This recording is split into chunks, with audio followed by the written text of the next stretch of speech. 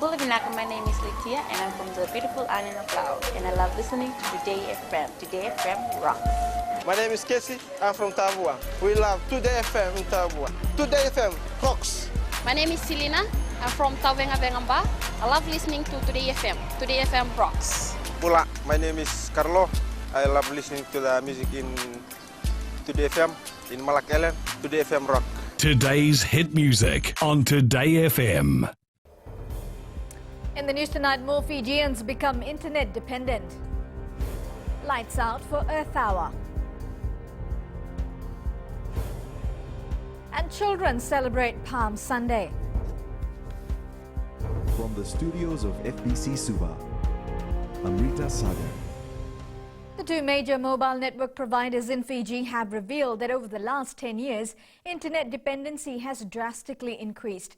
Speaking to FBC News, both Vodafone and Digicel said their internet subscriptions amount to a big chunk of their daily sales. Rachel Knott reports. 10 years ago, a typical house budget would contain food, water and electricity, but now it also includes an internet bill. This has put pressure on the network providers. 96% of Fiji's population have access to high-speed internet, which is served through our 3G technology. And then we have around 80% of the population that are within 4G coverage areas. We're upgrading our network to 4G plus, and we're seeing speeds of up to 100 megabits per second download. Our customers are very, very happy with our speed, and so ultimately when the project's complete, by the end of March, early April, we'll have coverage up to 95% of our network. The network providers believe the internet dependency will further increase in the years to come. Mobile data is growing all over the world, and here in Fiji, where actually customers are consuming data more than they've ever consumed before. And that's because their lives are now digital. The number of people that have access to internet in Fiji, the figures could be as high as 90%, because you have people who have access to internet on their phones. They're using this to tether and share internet. And then, of course, you have access to routers and Wi-Fi coverage within the home. Government is also working to ensure Fijians receive the best internet service possible through the National Broadband Action Plan, which includes the reduction of access to internet cost by establishing a Fiji Internet Exchange. Rachel Narth, FBC News. The Ministry of Health has launched its third Fight the Bite campaign in Lambasa with clean-up as the aim. Civil servants and members of the public took part in cleaning up of areas around Lambasa town. Eleanor Turangaivu reports. In light of the recent reports of increasing dengue fever cases in the Northern Division, the Ministry of Health has launched yet another Fight the Bite campaign. As you know, dengue has been with us for quite a while. It's not that we are starting today, it's just another opportunity for us just to showcase, just what is happening. And our focus is to maximize community engagement in terms of our cleanup campaign. Launching the event, Commissioner Northern Chovesa Wadea says the Ministry of Health cannot carry out this campaign by itself. There will be a lot of undertakings this year that calls for our integrated approach, and I hope that we keep the spirit of togetherness, joining up in national campaigns like this. The cleanup campaign started from Rongomate House to Nayada Subdivision, Lambasa Town area, Nangai, Nadula and Nailawa areas. The campaign will run for 6 weeks. The good thing is that we are experiencing our trend is showing that we are decreasing the number of cases that we have that are attending our facility, but we are not going to stop. In January this year, Lambasa recorded a surge in dengue fever cases with an estimated average of 13 patients treated at the Dengue Hub Center in a day. Eleanor Turangaivu, FBC News. The Radisson Blu Resort Fiji, together with its guest, marked Earth Hour last night. The resort also invited students from Vuneasi District School and Nandi Primary School as they switched off their lights for an hour. Philippine Caso has more. It was lights off at exactly 8:30 p.m. last night for the Radisson Resort as they were part of a global call for international unity on the importance of addressing climate change through Earth Hour. We got only one planet, and having the children here, and it's just to show that it is important to look after our planet, to look after the consumption of energy that we are using every day, to make sure that we leave a planet to our children the right way. For the Radisson Blu Resort Fiji, marking Earth Hour is nothing new for them. Well, it is part of the Radisson Group. We are encouraged to promote Earth Hour. So we got 1,400 hotels around the world that have been doing Earth Hour. So it's a great initiative as a group. Allowing the children to come and spearhead this awareness, the importance of this Earth Hour, and especially the conservation of the usage of electricity. And we are very grateful to the initiative that has been initiated by the Radisson Blu Resort. Earth Hour was also marked around the world last night. Philippe Naikaso, FBC News. Christians around the country observed Palm Sunday. Children took center stage. They sang hymns, presented dramas, shared messages, and waved their palm leaves in celebration of the day. The Wesley City Mission Church in Suva marked the occasion with a march from the flea market to Sakuna Park. Catherine Krishna has more. Hundreds of Sunday school children from Wesley City Mission Church in Suva, dressed in white, sang hymns as they marched through the Suva city. Palm Sunday is all about Jesus' love. Palm Sunday we're going to church to learn about Jesus and to spend time with my family. Palm Sunday is about God's love. On Palm Sunday I go to church, I sing.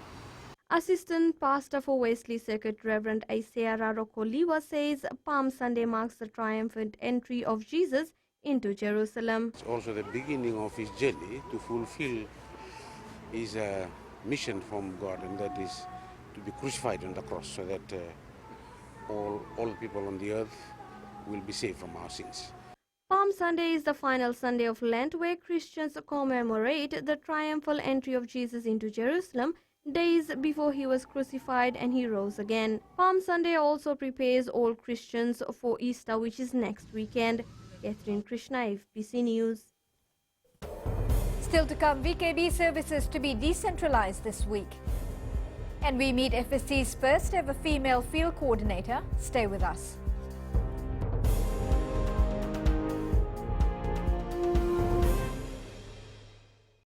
Bula, kera mai singatoka, kera ndo talita kana varorong na Radio Fiji 1 and Domoy Viti. Ayaw na rin siya. Kombinasyon mo tikola ndo talita na Radio Fiji 1 kina Domoy Viti. Kaya kuyaga sila talit, naguraramay na omani, nandunga. Gitu talita gini ang gitu pinasabali, nagundurong varorong na Radio Fiji 1 na Domoy Viti. Na Radio Fiji 1 na Domoy Viti na bonga ni BNN.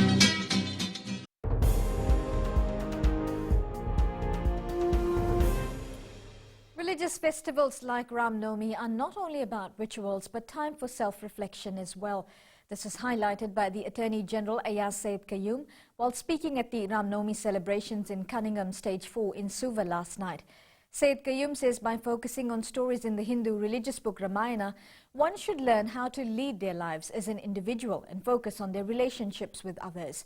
He stressed human beings will be close to living life as an animal if they do not do things in the right way. Meanwhile, all Hindu faith-based schools will be closed tomorrow to celebrate the birth of Lord Rama. This includes the Sanatan Sangam and Arya Samaj schools. The Ministry of Itoke Affairs will decentralize its Volanikawambula services from this week. This is being done following the completion of the digitization of all VKB records, which began in 2012. Senyani Boyla reports. 13 officers have been appointed to provide the Volanikawambula services, and they will be based at all provincial council offices around the country. Be working from out of post. They'll be working in the provincial council meeting. In terms of digitizing of entries, deletion of entries from the VKB, and also the printing of the VKB records in the 14 provincial council office. So for those in Lautoka, they don't need to come to Suva. From next week, they'll be served at the respective provincial council office. Itoke communities have welcomed the new service. This initiative will help us save time because it cost us more than $200 to go right to Suba to access this service. Thank you to the government and the ministry for making VKB services accessible in every provincial council. It's a great help to us if we wish to get a copy of VKB or to enter someone's name into the VKB.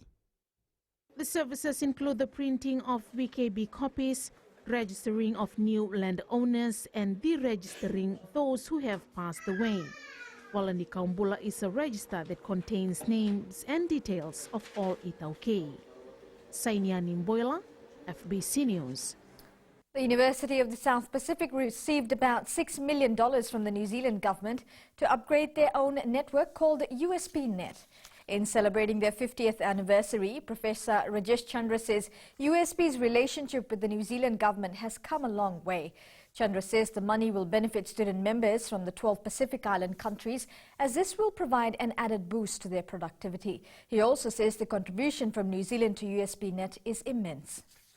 New Zealand contributed significantly to the development of USPNet and ICT development. They strengthened the links between all of our far-flung campuses and greatly improved both the administrative, communication and the teaching capacity of USP. Fiji and India have an existing strong business relationship. Now, to further improve business ties, the Trade Ministry will heartily work with the Indian High Commission in Fiji. Minister responsible Fayaz Koya says investors from India are most welcome to invest in Fiji. Catherine Krishna reports. Minister Fayaz Koya says the Fijian government has already outlined possible sectors which needs investment.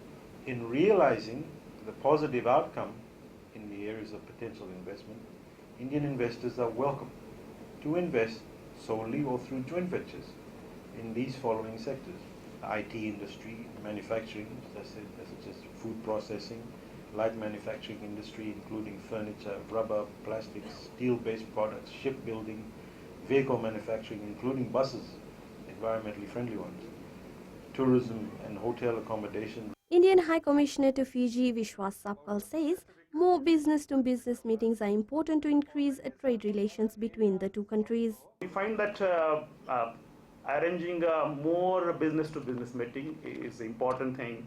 Arranging more road shows in Fiji as well as in India, this is another important step which we need to take.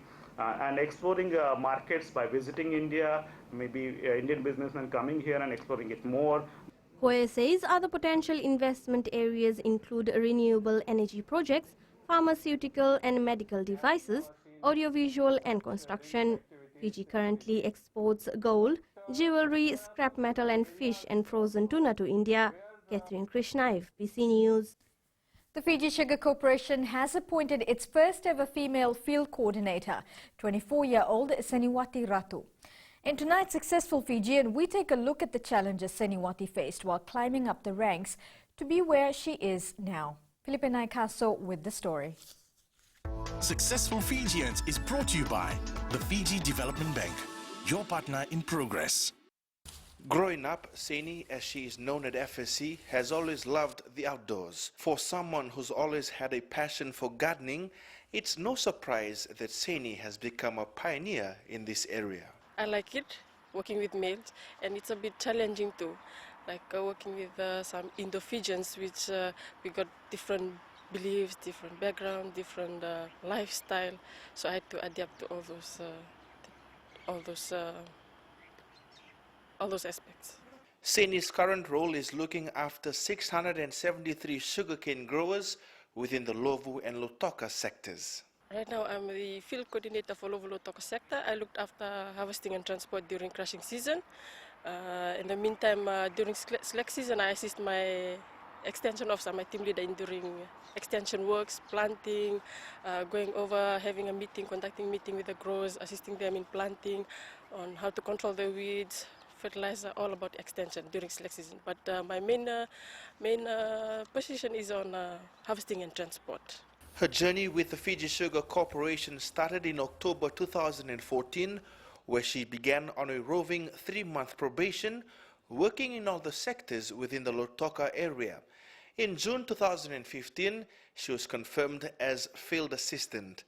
This role was more administrative in nature, and she worked in this role till early this year when she was promoted to field coordinator, an area mainly dominated by men. Working with male, sometimes different conversation happen in the field, but I try to adapt to all the things that happens in the office, and likewise growers with Indo-Fijian growers and mostly male growers. However, for the 24-year-old, she loves working in the sugarcane belt. Yes, I always like agriculture background. I love agriculture. I like doing farming, and from school I studied agriculture. So it's like coming to this career path. It's like I really want to excel more in agriculture. The FSC CEO Graham Clark has also praised the work put in by Saini. No, fully supported it, and it's not a case of giving it to the female incumbent. Got to be qualified to do the job, and it's all about performance. And as you know, Saini looks after more than 600 farmers, so that's a big job, and we're satisfied that she's doing a good job, and I'm sure if you speak to the farmers, they're happy as well. That job is critical in getting more and more sugarcane for the industry. As we know, Saini's encouraging farmers to come back into the industry, to grow more cane, and we're seeing some results now. That's great. To all the young girls out there, just believe in yourself, and never believe in yourself, and don't, sky is your limit, and always try to trust in whatever you do. Saini also moved from Suva to Lautoka in 2014 to pursue her dream of working in the sugar industry. Philip Naikaso, FBC News. Successful Fijians is brought to you by the Fiji Development Bank, your partner in progress. In sports tonight, Beba clarifies Viriviri's selection. And Tamanamu retains title in its 4th consecutive year. This and more coming up.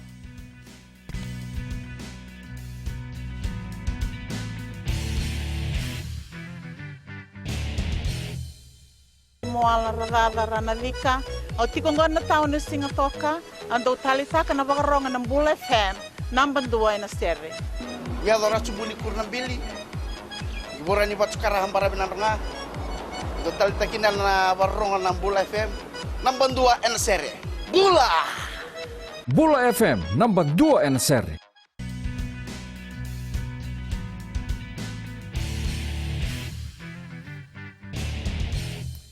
Fiji Airways Sevens coach Gareth Beba has clarified the return of Olympian gold medalist Samisoni Viriviri to the final squad heading to the Commonwealth Games next month. Viriviri has not been part of the national squad for some tournaments. However, Beba believes he will be a big boost, and so he has roped him in to cover for the rover and wing position. The Tamanamu Blues Sevens team have created history. They are now the first team in the history of the Fiji Bidamari Sevens to win the title for the 4th consecutive time. The Tamanamu Blues beat Police Blues 17-12 in the crucial final yesterday. Able to recycle. Police Blue dominated the first half of the game as they took the lead at 12-0. From that Nasoni Rocco, and easy as it goes, they go right in and bumping his way through his Meli Kurisaru throughout the tournament, and they seem to have the gel in the team that holds them together, providing the cohesion required for such a unit. Nikonda puts it in, out they come once again. However, Tamanamu then regrouped in the second spell when Daniel the Kaunivalu and Johnny Vota scored to match up the Police Blue. 14 possession is Tamani, who has taken the field of play, and they've gone right in. Tamanamu pressing it hard. They have an overlap right on the far end, and he will not need it as he goes right in. And of course, both teams were locked at 12-all at full-time before Terry Tamani scored a try to give Tamanamu Blue the history victory in the extra time. They go to Luke, their captain, and Luke tried to squeeze his way through. He's only a few meters away, and Terry could not collect that, and Terry went back right in. Team manager Ulayasi Mbolalalai thanked his player for the great effort in retaining the title. I'd like to thank the God Almighty. We've been praying so much and so hard for this tournament. And before the final, we've been praying, and we are confident that we will win. Captain Luke Lutu says it was a teamwork that contributed to their victory. I told the boys before the final, we should create a new history.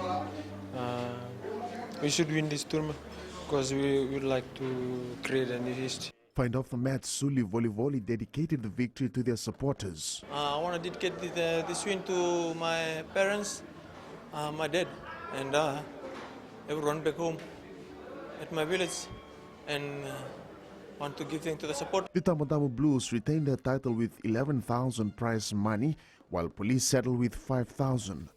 Meanwhile, the Murray Seahawks were crowned the women's champion after defeating Nandi Aviators 1917 in the final.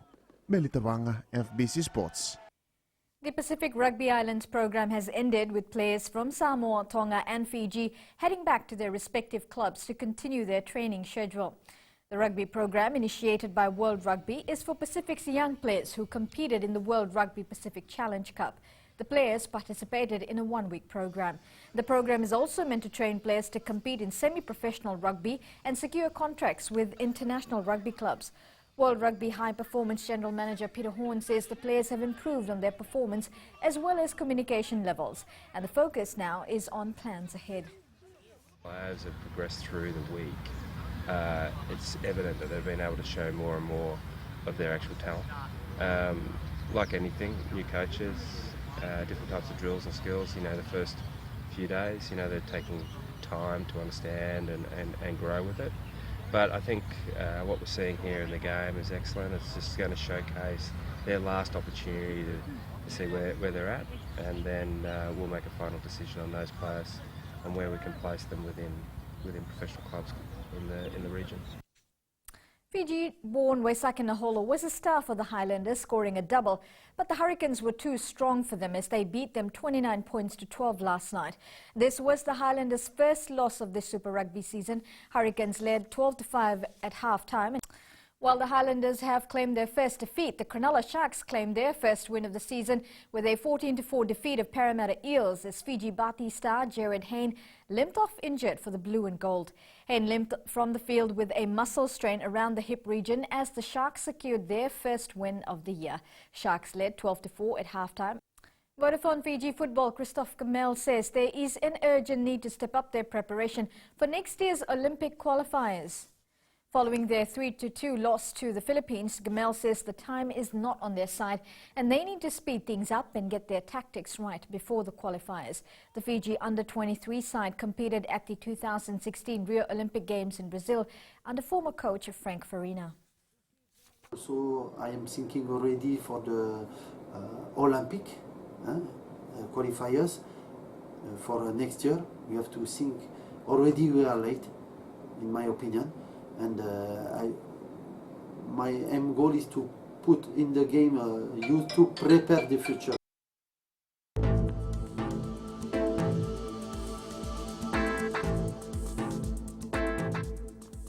A trough of low pressure lies just to the northeast of Fiji and is expected to gradually drift over the group later today. Associated cloud and showers will affect the eastern and northern parts of the country. Taking a look in the west, cloudy conditions experienced today with light drizzle in some of the centres. However, temperatures were at the soaring 30s.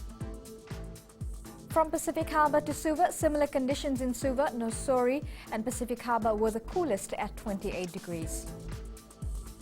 And up north, pretty the same scenario with Lambasa recording the hottest at 34 degrees. At sea, east to northeast winds 10 to 20 knots, moderate to rough seas, moderate southeast swells. Now for the tides, high tide will be at 10:31 p.m. with low tide at 4:22 a.m. Sunrise will be at 6:11. As for tomorrow, cloudy conditions will be experienced in all the major centres, so don't forget to take an umbrella with you to school or work.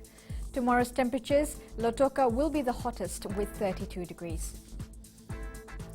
And looking further, occasional showers and few thunderstorms over most places.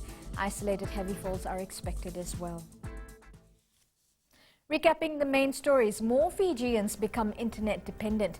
Quality of road repair materials not up to standard. And children celebrate Palm Sunday. For these stories and others, you can tune in daily to our sister radio station Gold FM. To our poll question, this week we're asking, can schools play a role in reducing student bus vandalism? Visit our FBC website to answer. You can also send us newsworthy pictures and videos on email, fbcnews@fbc.com.fj, or share it with us via our Facebook page, FBC News, or you can also follow and tweet us your news tips at FBC News or simply hashtag FBC News. And that was your FBC News for tonight. Until next time, good night.